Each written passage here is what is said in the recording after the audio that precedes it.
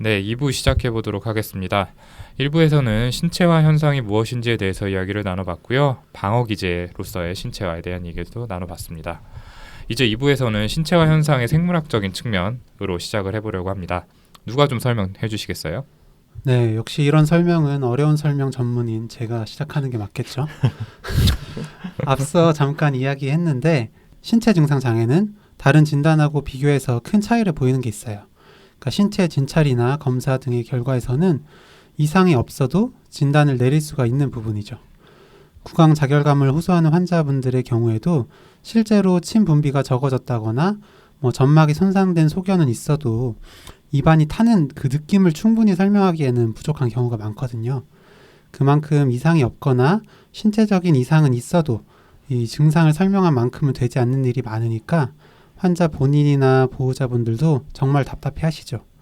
게다가 어떤 스트레스를 받았다고 해도 다 같은 통증이 나타나는 것도 아니에요. 어떤 분은 복통, 어떤 분은 두통, 어떤 분은 턱관절 통증, 이렇게 호소하시는 통증들도 정말 다양하죠. 어떤 한 가지 생물학적인 검사로 설명하기는 쉽지 않습니다. 아, 그러면 신체화 현상은 생물학적인 원인이 없다는 건가요? 네, 오동훈 선생님 알면서 질문하신 것 같은데 그렇지는 않고요. 진행을 위해서 방금은 좀 아니었던 것 같아요. 죄송합니다. 네, 발령이 죄송해요. 생물학적인 원인이 없다는 건 아니고요. 다만 이것 때문에 그 신체화 현상이 일어난다고 하나의 원인을 댈 수는 없다는 거죠. 여러 연구 결과들을 보면 신체화 증상을 보이는 유전적인 경향들에 대해서도 밝혀냈고요. 공존 질환으로 우울장애나 불안장애를 갖는 비율이 매우 높다고 해요. 어떤 연구에서는 거의 80%에 달하는 신체화 장애 환자들이 우울 증상을 보이기도 했다고 하고요. 그래서 우울장애나 불안장애에서 보이는 뇌 생물학적인 현상을 신체화 장애에서 공유할 것이라고 생각하는 학자들도 있어요. 실제로 그런 장애들에서 보이는 생물학적인 변화들, 뇌의 세로토닌이나 노르에피네프린의 불균형이 신체화 장애 환자들에게서도 관찰되었다는 연구 결과들도 여럿 있죠. 네, 그리고 이런 신체화 장애가 있는 분들이 신체 감각이 예민하다고 해서 감각신경의 전달 부분이나 아니면 신체 신호를 변환하는 뇌 영역에 이상이 있을 거라고 생각을 해요. 이를테면 보통 사람들은 밥을 많이 먹었을 때 배가 부풀어 오르고 복부에 압력이 올라가게 될 텐데요. 이 압력의 느낌을 신체화가 있는 분들은 통증으로 느낀다는 거죠. 다만 아직은 어떤 특정한 부위의 이상이 명확하게 밝혀지진 않았는데 언젠가 이런 부위가 밝혀진다면 지금은 신체화 장애 진단받는 분들 중에서 많은 수가 다른 진단으로 바뀔 수는 있을 것 같아요. 네, 특히나 이제 저희한테 사연 보내주신 분들 중에는 오늘 소개해드린 분도 있지만 제가 초반에 설명드렸던 환자분처럼 구강자결감 증후군 이걸 앓고 있다는 분들이 많으세요. 그리고 외래에서도 진료를 보다 보면 특히나 입안의 통증 때문에 힘들다고 이야기하시는 분들을 종종 봤었고요. 이비인후과 친구와도 얘기를 하는데 이비인후과에도 정말 많이 내원한다 하시더라고요. 이렇게 여러 신체 증상, 특히 통증 증상들이 입안에서 많이 생기는 이유는 아무래도 입 안의 특수한 상황 때문일 것 같아요. 구강 안은 우리 몸에서 거의 유일하게 감각신경이 많이 분포해 있으면서 표면이 또 점막인 그런 부분이에요. 다른 피부와는 달리 점막은 표면에 각질 세포도 없고 바로 노출이 되다 보니까 손상에 취약하죠. 대신에 침 같은 분비물이 많이 나와서 마찰에 의한 손상을 방어하는 역할을 하는데 스트레스를 받는다든지 하는 그런 상황에서는 점막의 분비물이 줄어들게 되고 입안이 마르면서 구강 상피에 손상이 잘 생기게 되는 거죠. 그 와중에 또 감각신경 분포는 많으니까 또 통증이 느껴질 수 있고 다른 사람은 통증으로 느껴지지 않는 감각도 통증으로 또 느껴지는 그렇게 하다 보니까 또 엄청난 통증을 느끼게 되는 거죠. 아, 네.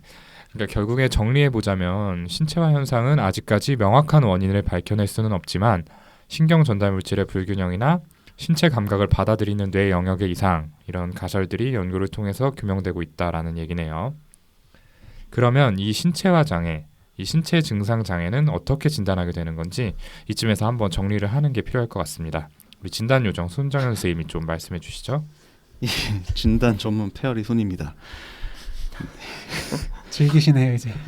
오늘 이야기하고 있는 이 신체화 장애 DSM-5라는 이 최신 진단 기준으로 공식 명칭은 신체화 증상 장애로 진단이라고 하죠. 영어로 소마틱 심텀 디스오더라고 하는데요. 이 진단이 이 진단 기준 DSM 이전 버전 DSM-4에서 5로 넘어오면서 가장 많은 변화가 있었던 이 진단 카테고리 중에 하나입니다. DSM-4에서는 신체화 장애라고 해서 4가지 통증 증상, 2가지 소화기 증상, 또 1가지 성적인 증상, 그리고 마지막으로 또 1가지의 신경학적 증상이 있어야지 진단을 할 수가 있었고, 그렇지 않은 경우에 이걸 충족하지 못하는 경우에는 분류되지 않는 신체형 장애라고 진단을 했었어요. 그 기준들을 외우다가 당직을 몇 번 벌당을 몇 번을 했는지. 외우기 어려웠죠. 네. 근데 이제 DSM-5 이번 진단 기준 체계로 바뀌면서 이 복잡한 기준들 대신에 하나 이상의 신체화 증상이 있으면서 이와 연관된 과도한 생각이나 느낌, 행동들이 일상생활을 여러 방식으로 망가뜨리게 된다라고 하는 경우에는 다 진단을 할 수가 있게 됐습니다. 계속 신체 증상에 대한 생각에 사로잡혀 있는다든지, 이것 때문에 심한 불안이 지속된다든지, 그리고 신체 증상에 대한 걱정이나 그것을 확인하기 위해서 많은 시간과 에너지를 소모하는 현상이 일어난다고 하고요. 네. 그 외에도 신체화와 관련한 질병들로는 이제 어떤 통증이나 신체 증상이 실제로 존재하지는 않지만 뭔지 모를 심각한 병에 걸렸을 거라고 걱정하고 불안해하는 질병 불안장애. 요거 의대생들한테 많은 거죠. 그리고 또 실제 신경학적인 이상은 관찰되지 않지만 갑작스럽게 어떤 뭐 움직이는 게 안 되거나 감각이 마비되거나 경련을 하거나 이런 신경 증상들이 일어나는 전환장애 등의 진단이 있습니다. 그 질병 불안장애나 전환장애는 정비소 시간에 또 따로 소개해 드릴 기회가 있겠죠? 그리고 이제 꾀병도 있는데 꾀병과의 차이는 조금 전에 정현이가 이야기했으니까 따로 더 설명하진 않고 넘어가겠습니다. 실제로 그 신체화 증상 장애 중 많은 것들이 다른 진단명이 붙어 있는 경우가 있어요. 뭐 예를 들면 오늘 소개드렸던 사연자분이 진단받으신 구강자결감 증후군 같은 것을 들 수가 있고요. 뭐 구강자결감 증후군에 대해서 찾아보면 여러 가지 구강 내 증상들, 혀가 화끈거린다든지 얼얼하고 뭐 쇠맛이 난다든지 하는 그 맛이나 다른 감각에 이상이 느껴지는 신체 증상들이 있는데 정확한 원인은 알려져 있지 않다라고 되어 있거든요. 다시 말해서 이 증상들을 설명할 수 있는 신체상의 문제를 찾을 수 없다는 거예요. 신체 증상 장애의 기준에 합당하다고 볼 수 있는 거죠. 근데 이게 DSM-4에서 5로 넘어오면서 이런 증상이 객관적인 검사 결과로 밝혀지는지 안 밝혀지는지는 진단에 꼭 필요한 내용이 아니고 그 증상에 얼마나 몰두되어 있는지, 그리고 신체 증상을 얼마나 걱정하는지, 그것 때문에 얼마나 많은 시간을 소비하는지, 이것들이 더 중요하게 됐습니다. 그래서 뭐 검사 결과보다 환자가 힘든 정도에 더 중점을 둔 건데요. 신체 증상 때문에 우울이나 뭐 불안, 이런 정신과적인 증상들이 동반되는 경우도 많고, 스트레스나 정신과적 증상과 동반해서 신체 증상들이 나타나는 경우도 흔하기 때문에 장기간에 어떤 신체 증상으로 힘들어하실 땐 정신건강의학과의 도움을 꼭 받으시면 좋겠다는 뜻으로 이해하시면 좋을 것 같아요. 네, 여기까지 신체 증상 장애의 진단에 대해서 이야기를 나눠봤습니다. 특히나 오늘은 이야기를 하면서 왠지 모르게 더 답답하다는 느낌을 받았는데 왜 그런가 했더니 계속해서 좀 원인을 알 수 없다라는 말씀을 드려서 그런 게 아닌가 싶어요. 방송을 듣고 계신 청취자분들 역시나 같은 마음이 드실 수 있을 것 같은데 이렇게 밝혀진 원인이 없다면 도대체 치료는 어떻게 해야 하나? 치료는 할 수는 있는 건가? 이런 궁금증이 드실 수 있을 것 같거든요. 네, 저도 오동훈 선생님이 이야기한 것처럼 원인이 밝혀지지 않았기 때문에 과연 치료를 할 수 있나? 이런 생각이 들면서 더 걱정이 커진 청취자분들 있을 거라는 생각이 들어서 걱정이 들었는데요. 이게 사실 신체화 증상 장애의 경우 치료가 쉽진 않아요. 하지만 쉽지 않다는 거지 안 된다는 건 아니거든요. 다만 다른 병의 치료처럼 병의 원인을 단번에 제거할 수 없기 때문에 금방 나아지지 않을 수 있다는 게 문제이긴 하죠. 일단 신체화 증상 장애의 치료에서 제일 우선이 되는 건 아무래도 정신치료, 특히 인지행동 치료를 들 수가 있어요.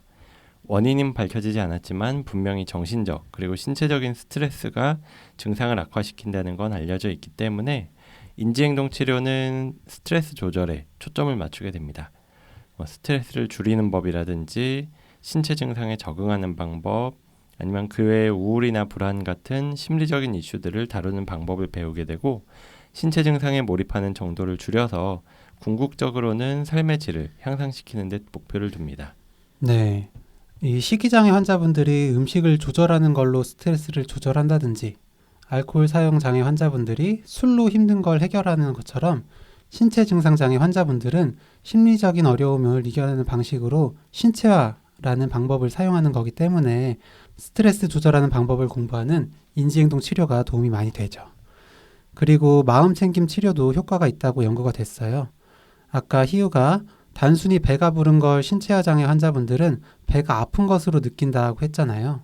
신체 감각에 예민하시기 때문에 감각을 정확하게 인지하고 신체 증상 자체를 수용하는 마음 챙김 치료가 효과가 있습니다. 또 마음 챙김 치료를 통해서 이런 신체를 통제하는 경험도 할 수가 있고요. 또 힘든 신체 증상도 조절하고 또 증상이 있다 하더라도 삶의 질을 궁극적으로 좀 높일 수 있게 됩니다. 그리고 또 신체화의 원인을 불안정 애착에서 오는 대인관계 이런 문제로 보는 견해도 있는데요.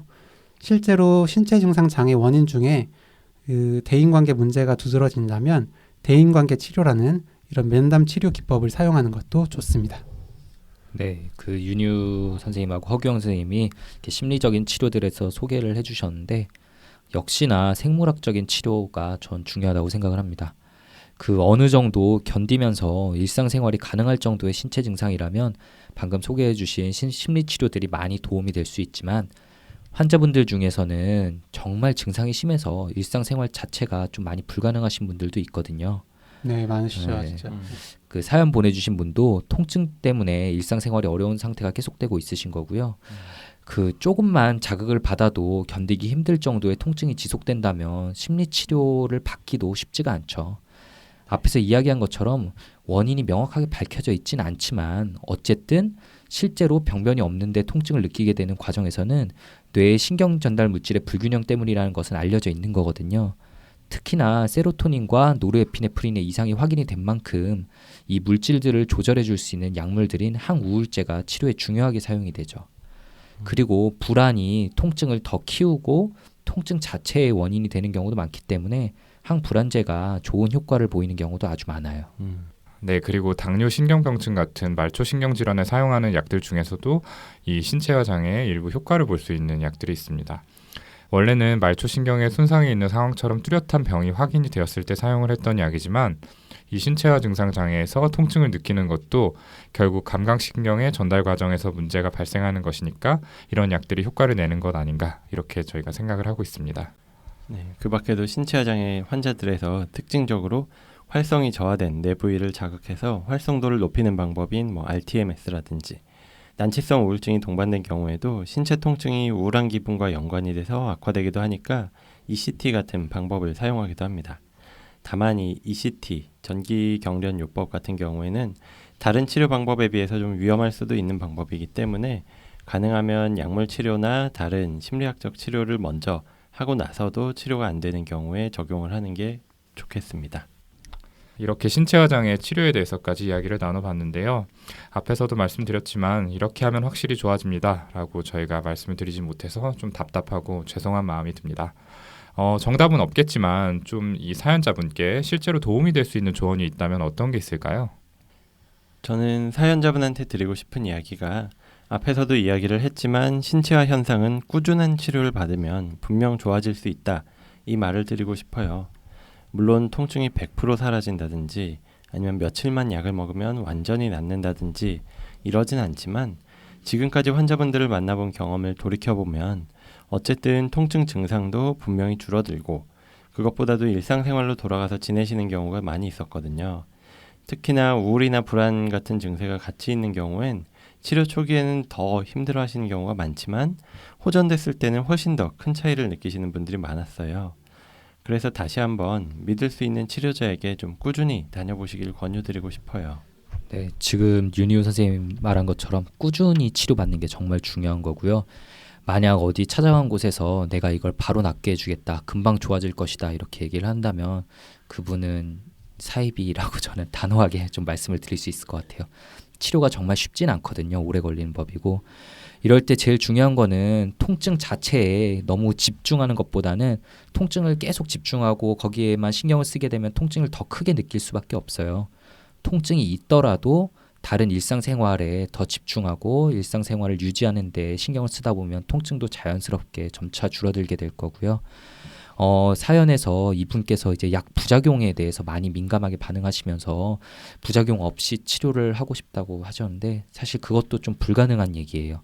저는 환자분들께 이런 방식으로 좀 설명을 드리곤 했는데 불나는 집에 막 불이 활활 타고 있을 때는 정말 그 집이 홀딱 젖을 정도로 물을 확 끼얹을 수밖에 없는 법이거든요. 불만 깨끗하게 싹 없애는 건 불가능해요. 그래서 약을 쓸 때는 그 병을 완전히 짓누르기 위해서 물에 젖는 것처럼 약의 부작용도 어느 정도 생길 수밖에 없어요. 그런 점들은 좀 감안을 하시고 치료를 해야 한다는 거를 꼭 신경 쓰셨으면 좋겠습니다. 비유 전문 지용이요. 네. 이런 거 준비하는 건가요? 방송에 들어가는 멘트인가요? 네. 네, 지금 그냥 떠오른 겁니다. 여기 써 있는데? 방금 쓴 거잖아요. 진짜 대단하다 근데. 네. 애드립이 대단하네요. 네. 그 사연의 주인공이신 이 사연자분의 언니는 정말 본인의 삶을 포기하고 가족들을 위해서 살아오신 거잖아요. 그만큼 생활력도 강하고 열심히 살아오셨던 분인데 지금의 증상을 심리적, 정신과적인 문제로 설명을 하니까 정말 받아들이기 힘드셨을 거라는 말씀 다시 한번 드리고요. 사연을 보면 원래 살던 곳에서 떠나서 새로운 환경에 적응하는 데 어려움을 겪으신 게 주된 스트레스 요인인 것 같아서 가능하다면 친구들이나 가족들을 자주 볼 수 있고 또 지지를 받을 수 있는 환경을 만들어 드리는 게 좀 지금 필요하지 않을까 싶습니다. 지금 이렇게 아픈데도 가족들을 위해서 지금도 헌신하고 노력하고 계시잖아요. 이런 걸 남편분도 좀 더 인정하고 배려해 주셔야 됩니다. 그리고 지용 형도 얘기했지만 정신과 약에 대해서 불신이 굉장히 크신데 항우울제나 항불안제는 정신과뿐만 아니라 신경과나 재활의학과 등에서도 통증 조절을 위해서 사용하는 경우가 정말 많거든요. 초반에 부작용 당연히 있을 수 있지만 믿고 잘 보시면 분명히 효과를 보실 수 있을 겁니다. 네. 지금 워낙에 증상이 심하고 이제 힘드신 상태라서 당연히 지금 말했던 약물 치료를 포함한 어떤 본격적인 치료가 이분한테 필요하고 또 실제로 도움이 되실 것 같고요. 이 사연 보내신 동생분이 이제 언니한테 어떤 도움을 줄 수 있을지 궁금하다라고 하셨는데 그런 측면에서 이 규영이가 방금 남편분의 배려가 필요하다 이런 얘기를 했는데 저는 가족들, 친정 식구들 모두를 포함한 가족들의 지지 체계가 특히 중요하고 도움이 될 수 있는 분이 아닐까 싶습니다. 이 언니분께서 남편분 직장 관계 때문에 생활 환경이 바뀌면서 그 전후에 어떤 스트레스들이 직접적인 원인이 돼서 병이 나신 건 아마 맞을 것 같은데요. 그렇지만 이제 젊을 때는 형제들 챙기고 결혼 후에는 거기에 더해서 시댁 식구 그리고 남편, 자식들까지 뒷바라지만 하면서 평생 본인을 위해서 뭐 하나 못 해봤다는 그런 분노나 그런 희생을 알아주는 사람이 아무도 없다는 어떤 서러움, 슬픔 이런 것들이 많이 쌓여 있으실 것 같아요. 그런 생각이 드는데 이 사연자분 메일에서 언니분한테 느껴진 애정을 보면 이 형제분들, 남매분들이 이 언니의 그런 희생을 당연시해오고 나몰라라 하고 그런 매정한 분들은 물론 아닐 것 같지만은 지금까지보다 좀 더 적극적이고 진심으로 이 언니한테 고맙고 미안한 마음을 좀 표현을 해주셨으면 좋겠어요. 또 언니 입장에서도 본인의 마음에 맺힌 것들을 좀 말로 풀어낼 수 있도록 어떤 대화의 시간을 가져보셨으면 합니다. 이 얘기를 나누다 보면 남편이나 친정 가족 아무도 몰랐던 어떤 또 다른 응어리를 마음속에 안고 계신 걸 알게 될 수도 있거든요. 우리나라 정서상 가족 사이에 이런 괴로운 속 얘기나 뭐 오래된 미안함, 고마움 이런 걸 말로 표현하는 게 어색하죠. 저도 잘 못해요. 굉장히 어색한데 이게 엄연히 중요한 치료법의 하나거든요. 저희 정신과에서 가족 치료의 일종으로서. 그래서 가족분들이 다 같이 애를 써주시면 증상 호전에 분명히 큰 도움이 될 거고 이 가족 전체의 애정도 더 이제 돈독해지실 수 있을 거라고 생각이 듭니다. 증상이 지금은 너무 심하셔서 당장은 어렵겠지만은 어느 정도 이 몸 증상이 좋아지시고 마음도 좀 추스리시고 나면 이 언니분이 원하시는 뭔가를 좀 계획해서 해볼 수 있게 자유 시간이나 좀 방학을 들여보면 좋겠다는 생각이 들어요. 그 왜 드라마에도 있었잖아요. 엄마가 파업해가지고 혼자 나가 살고 네. 뭐 몇 달 동안 혼자 지내시는 뭐 그런 내용들. 아니면은 뭐 가족분들이 고마운 감사의 의미로 여행을 보내드리는 것도 괜찮을 것 같고요. 어쨌거나 이 언니분이 본인 인생이 지금까지 헛되지 않았다고 느끼실 수 있도록 가족 모두가 이 고마워하고 미안해한다는 어떤 메시지를 드리는 게 좋겠습니다. 예, 아무쪼록 하루빨리 사연 속 주인공 분께서 증상으로부터 자유로워져서 편안하게 생활하실 수 있기를 바라겠습니다. 그러면 오늘 이야기는 이 정도에서 마무리하고요. 마지막으로 저희와 소통하실 수 있는 창구 소개는 페어리손 선생님께 부탁드리려고 했는데 많이 버벅이실 것 같아가지고 제가 그냥 하겠습니다. 시간이 부족한 관계로. 그냥 네. 녹음으로 하면 되잖아. 녹음으로. 사연, 질문, 피드백 저희에게 해주실 말씀 있는 분들은 이메일 brainrich6 brainrich 숫자 6 gmail.com으로 보내주시면 되고요. 골뱅이를 빼먹으신 것 같아요. 네, 골뱅이 꼭 잊지 말아주시고요. 페이스북 페이지 그리고 카카오톡 플러스 친구에서 내부자들 검색하셔서 친구 추가하시면은 저희가 방송에서 미처 다루지 못한 더 자세한 이야기를 받아보실 수 있으니까 많이들 추가해 주셨으면 좋겠습니다. 예, 그러면 이걸로 저희 16화 정비소 시간 마무리 짓고요. 저희는 다음 시간에 더 재미있고 유익한 컨텐츠로 찾아뵙도록 하겠습니다. 감사합니다. 감사합니다.